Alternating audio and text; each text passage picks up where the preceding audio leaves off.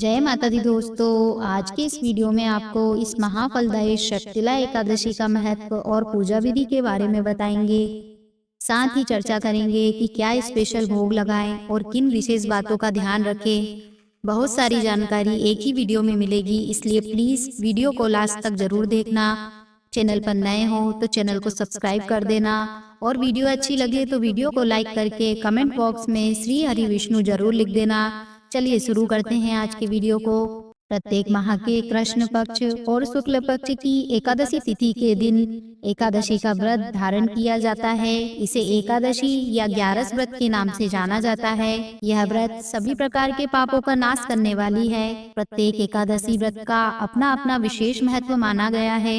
इसी प्रकार से माघ मास में पड़ने वाली कृष्ण पक्ष की शक्तिला एकादशी व्रत का अपना विशेष महत्व है। माघ महीने के कृष्ण पक्ष में पड़ने वाली एकादशी को शक्तिला एकादशी कहते हैं। इस दिन भगवान विष्णु जी की पूजा अर्चना की जाती है। इस दिन 6 प्रकार के तिल का प्रयोग होने के कारण इसे शक्तिला एकादशी कहते हैं। आपको बता दें कि शक्तिला एकादशी के दिन 6 प्रकार से तिल का प्रयोग करना बेहद ही शुभ माना जाता है। इस दिन स्नान करने वाले जल में तिल अवश्य डालें। इसके पश्चात इस तिल वाले जल से स्नान करें। स्नान करने से पूर्व तिल को पीसकर उसका उपटन अपने शरीर पर जरूर लगाएं, फिर ही स्नान करें। इसके अलावा इस दिन हवन में तिल की आहुति अवश्य दें और पीने वाले जल में भी तिल डालें और उसे ही पिएं। दोस्तों, इस दिन तिल के व्यंजन का ही सेवन करना चाहिए। साथ ही इस दिन तिल का भी दान जरूर करें। दोस्तों, इस दिन तिल व तिल से बनी चीजों का दान किया जाता है। इससे जीवन में कभी भी किसी प्रकार की कमी नहीं होती है। साथ ही मृत्यु के पश्चात स्वर्ग लोक की प्राप्ति होती है। चलिए अब आपको शक्तिला एकादशी की पूजा विधि के बारे में बताती हूँ। थोड़ा डिटेल में स्टेप में बता देती हूँ कि आपको किस तरह पूजा करनी है शक्तिला एकादशी पे तिलों का प्रयोग करके। तो देखो, पद्म पुराण में इस एकादशी का बहुत ही ज्यादा महत्व बताया गया है और उसकी विधि विधान का डिटेल में उल्लेख किया गया है। इसीलिए मैं आपको थोड़ा डिटेल में बता रही हूँ कि आपको पूजा कैसे करनी है। हर एकादशी व्रत की तरह ही इस एकादशी व्रत के नियमों का पालन आप 10वीं तिथि से ही करेंगे।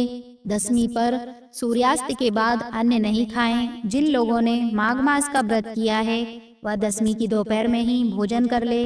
रात को भगवान का ध्यान करते हुए जमीन पर सोएं और ब्रह्मचर्य व्रत का पालन करें। सुबह ब्रह्म मुहूर्त में उठें। माघ मास में भगवान की प्रसन्नता के लिए माघ स्नान का विधान है। जो साधक माघ स्नान नहीं कर सकते वह कम से कम जो पुण्य तिथियां होती हैं उन पर सुबह जल्दी उठकर अंधेरे में स्नान जरूर करें। अगर स्नान किसी नदी पर कर सकते हो तो बहुत ही उत्तम है, पर अगर नदी पर स्नान करना संभव ना हो तो घर में ही नहाने के जल में काले तिल और गंगा जल डालकर स्नान करें। शक्तिला एकादशी पर तिल के उपटन का विशेष महत्व है, इसीलिए तिल का उपटन लगाकर ही स्नान करें। साबुन नहीं लगाना है।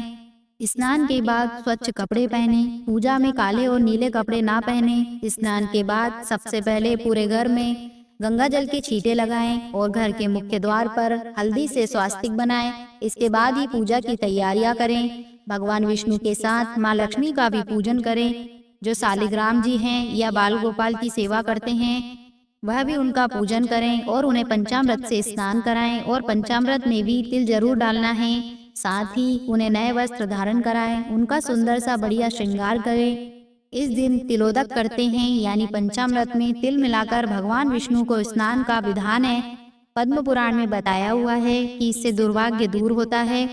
पूजा के समय काले तिल के प्रयोग का विशेष महत्व होता है। इसके बाद भगवान विष्णु को पीले रंग के फूल, पीले रंग के फल, काले और सफेद तिल का नैवेद्य आदि अर्पित करें। भगवान विष्णु को रोली, मोली, धूप, दीप, नारियल, सुपारी, अनार, आंवला, लौंग, बेर आदि अर्पित करके प्रेम भाव से पूजा करें। इसके बाद भगवान विष्णु के मंत्र ओम नमो भगवते वासुदेवाय नमः या ओम नमो नारायणाय नमः इस मंत्र का जाप करें और भगवान विष्णु का सहस्त्र नाम का भी पाठ जरूर करें। आप विष्णु चालीसा का भी पाठ कर सकते हैं।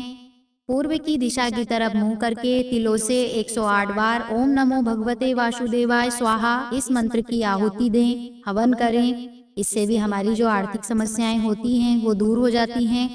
इसी के साथ मनुस्मृति में भी यह बताया गया है गाय के घी में सफेद तिल मिलाकर लक्ष्मी जी या श्री सूक्त का हवन करने से माँ लक्ष्मी की अति शीघ्र कृपा मिल जाती है। मनुस्मृति में तिल को दरिद्रनाशक कहा गया है। ऐसा कहा जाता है कि षटतिला एकादशी पर व्यक्ति के हाथ से जितने तिलों का प्रयोग किया जाता है, उनका भविष्य उतना ही अधिक उज्जवल बनता है। इसके साथ ही भगवान विष्णु को तिल से बनी चीजों का भोग भी जरूर लगाना। भोग लगाने के बाद भगवान विष्णु को धूप दीप से आरती उतारे। साथ ही एकादशी माता की भी आरती जरूर करें।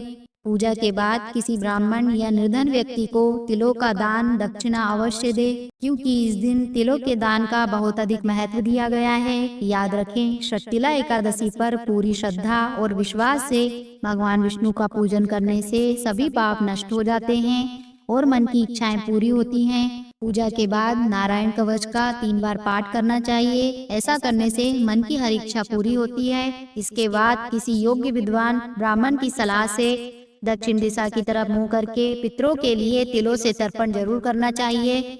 इससे उन्हें भी मुक्ति मिलती है और हमें पितृदोष से राहत मिलती है। चलिए अब आपको मैं बताती हूँ कि षटतिला एकादशी पर किस चीज का भोग जरूर लगाएं और क्या चीज फलाहार में ले। देखो, पहले बता चुकी हूँ कि तिल का तो भोग लगाना ही है और तिल हमें खाना भी जरूर है। तो देखो, जो लोग फलाहार से या एक समय भोजन से व्रत करते हैं, वो शाम को तिल का भोजन बना के भगवान विष्णु को भोग लगा के प्रसाद के रूप में ग्रहण करें। और एक बार षटतिला एकादशी पर गुड़ और खोपरा यानी कि नारियल का भोग लगाकर इसे खाएं। इसे कभी भी चमगादड़ की योनि हमें नहीं मिलती है। आप चाहें तो तिल, नारियल और गुड़ मिलाकर लड्डू बना लें, भोग लगाओ सबसे पहले, फिर प्रसाद बांटो, ताकि अनजाने में ही सबको चमगादड़ की योनि से मुक्ति मिल जाए। जो एकादशी का व्रत नहीं करते हैं, वो भी एकादशी की पूजा का भोग, सेवा आदि जरूर करें। तिल और गुड़ के बने 11 लड्डू ब्राह्मण को दान करने से पितरों का आशीर्वाद हमें मिल जाता है। शाम के समय और रात्रि में भगवान विष्णु के भजन जरूर सुने। रात्रि जागरण जरूर करें। अगर आप रात्रि जागरण नहीं कर रहे हैं तो रात में सोते समय अपने बिस्तर में तिल डालकर सोएं। अगले दिन द्वादशी पर सुबह सवेरे नहा धोकर भगवान विष्णु को बढ़िया देसी घी में डालकर खिचड़ी का भोग लगाएं, ब्राह्मणों को भोजन कराएं, दान दक्षिणा दें और अपने व्रत का पारण करें और उसके बाद ही स्वयं भोजन ग्रहण करें। अगर आप निर्जल व्रत कर रहे हैं तो जो तिल का फलाहार है, मतलब तिल का जो भोग है, वो हमें पारण के समय जब व्रत खोलेंगे उस समय ग्रहण करेंगे। षटतिला एकादशी के अगले दिन द्वादशी पर तेल का प्रयोग ना करें, ना ही तेल शरीर पर लगाएं, खाने में भी नहीं खाना और शरीर पर भी नहीं लगाना। आप देसी घी का प्रयोग करें खाना बनाने में, क्योंकि माघ में हमें ऐसा वृत्तांत मिलता है कि विद्याधर ने एकादशी व्रत रखकर द्वादशी को शरीर पर तेल लगाया था और इसी से उसका मुख व्याघ्र के समान रूप हो गया था। इसी तरह राजा इलानंदन ने भी द्वादशी को तेल का सेवन किया था, जिससे उसे कुरूप शरीर की प्राप्ति हुई थी। इसीलिए ध्यान रखें, एकादशी द्वादशी को भी किसी भी तरह से तेल का सेवन ना ही करें, ना ही तेल शरीर पर लगाएं, ना सर पर लगाएं और ना ही खाने में यूज करें। जो लोग व्रत नहीं करते हैं वह भी इस दिन घर में प्याज, लहसुन और तामसिक चीजों का प्रयोग ना करें। एकादशी की पूजा में हर तरीके से परिवार में शांति का माहौल बनाकर रखें। किसी भी तरह का गुस्सा, लड़ाई झगड़ा, बहस, यह सब चीजें व्रत के फल को कम कर देती हैं। व्रत में झूठ नहीं बोलना चाहिए, बड़ों का निरादर तो बिल्कुल भी नहीं करना चाहिए। काम, क्रोध, लोभ, मोह, अहंकार आदि उस दिन कुछ भी नहीं करना चाहिए। अगर वीडियो अच्छी लगी हो तो वीडियो को लाइक करके चैनल को सब्सक्राइब करें और इस दिन हमारे चैनल पर एकादशी की कथा भी जरूर सुनिए।